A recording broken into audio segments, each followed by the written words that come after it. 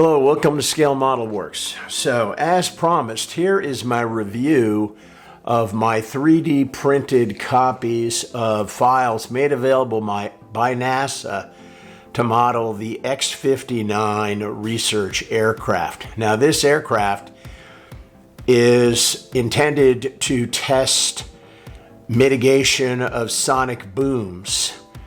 As you no doubt know, the Concorde supersonic aircraft was fairly limited in where it could be used because of the noise.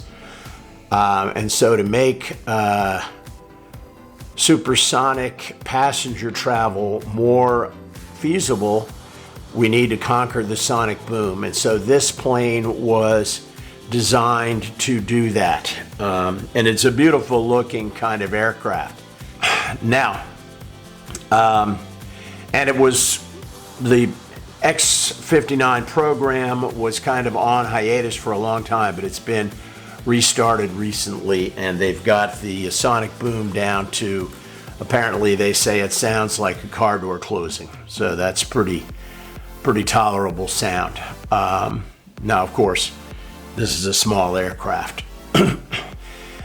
But I was super excited to get these files from NASA. I'll put the link in the show notes so that you can download these files for yourself. Now, I printed these on an Elegoo Century Carbon filament printer, and they came out pretty well. Obviously, these complex surfaces, and I'll try to get the camera to focus here on these surfaces. Doesn't seem to want to do that. But there are some layer lines. Now, most of the model I printed with layers at 1/10 of a millimeter.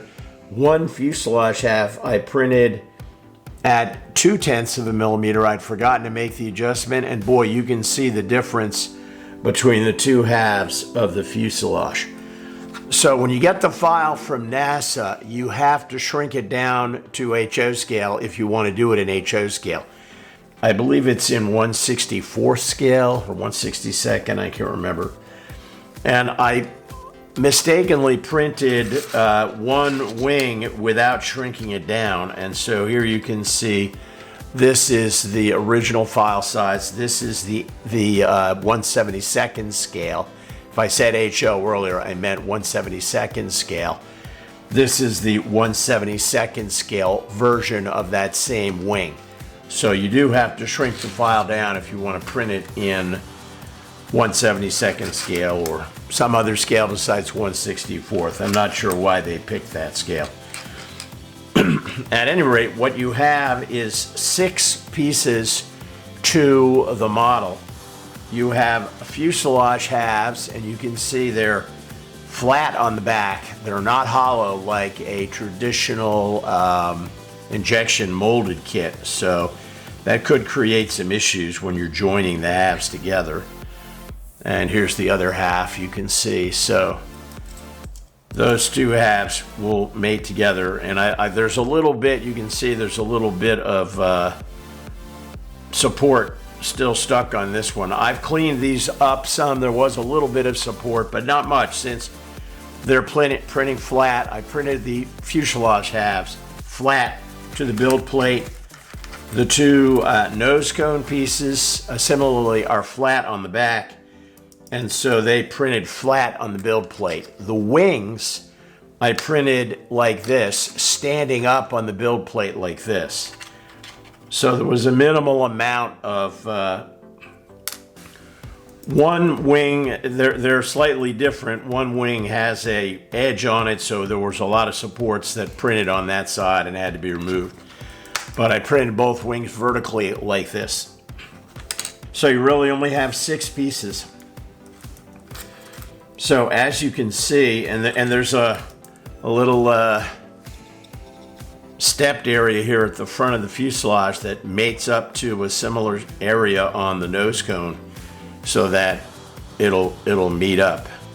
Now this area is where the cockpit is on the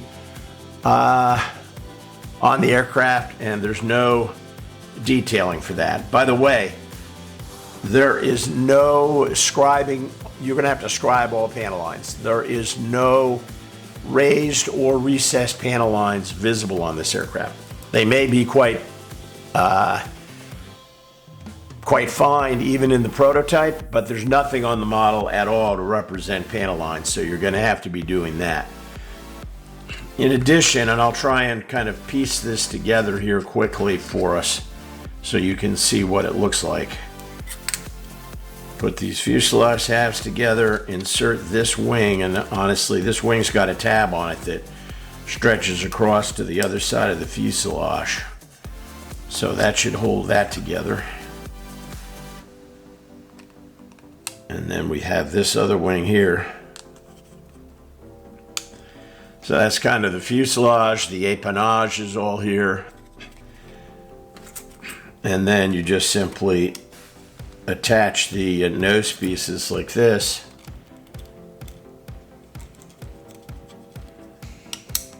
And you've got the basic shape of the X-59. You've got the basic shape. So that's wonderful. Obviously, it would be an incredible amount of work to create the basic forms of this aircraft by doing carving in balsa wood or something like that, right? It would be very, very difficult. So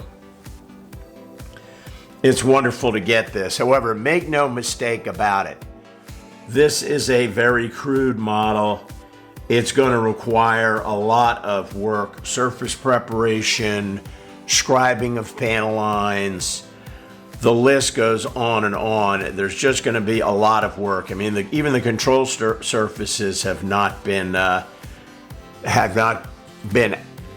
delineated in the mold, so you're not really you're going to have to put all kinds of surface detail. Not lastly, but additionally, the X-59 uses the original lightweight F-16 landing gear, and so if you want to, and you can get those aftermarket. I've already got an order in for one of those, but you're going to have to carve the, cut an opening for those in the bottom of the fuselage in order to install both the nose gear and the main gear if you want gear. NASA provides a version of the fuselage that has a stand. So you could model it with the gear closed. That would obviously be quicker and easier. With respect to the cockpit, clearly you could just delineate this and use paint to indicate it. That would be the easy way. The cockpit and interior of the X-59 is out of an old T-37 Talon. So I imagine you might be able to find that at 1/72nd scale. And again, you'd have to cut an opening in the fuselage here and install a cockpit. So that would be quite a bit of work. So I'll admit, I was really excited about getting this and printing it out and getting on with the project, but it's really going to be a lot of work. Not that it isn't worth it. You can see this is a really beautiful airplane. This is also a pretty big airplane. It is it's about 10 inches long in 1/72nd scale and about 3 inches wide, 3.5 inches wide. So it's a beautiful, sleek aircraft, and you can't argue with free with the NASA STL files. And if you printed this on a resin printer, I think you'd get a much more smooth result and a more usable result. So you might want to do that. I could also see potentially changing the orientation of the fuselage for printing, and you might get a better result. But there you have it. So if you really want an X-59, there's only one prototype as far as I know, and you can definitely get it, and I think the NASA files are a good place to start. and I'm certainly going to make an effort to build this in some form or fashion. Since I've got the STL files and I can print out numerous ones, perhaps the first one I build will just be more of a solid model, maybe even make a stand for it to, or print the NASA stand. But ultimately, it would be nice to have proper landing gear on here and to have the plane sitting on the tarmac with my other models. So we'll see how it goes. Oh, I forgot to mention, NASA also provides a decal sheet, and I'll show pictures on screen of the decal sheet, and I have shrunk that down to 1/72 scale as well. That looks relatively complete and certainly makes finishing this model off a lot easier. So there you have it. That's all I've got for you today from Scale Model Works. Stay tuned for more modeling information in the future. Keep on building your models and enjoying yourself. Take care. Bye-bye.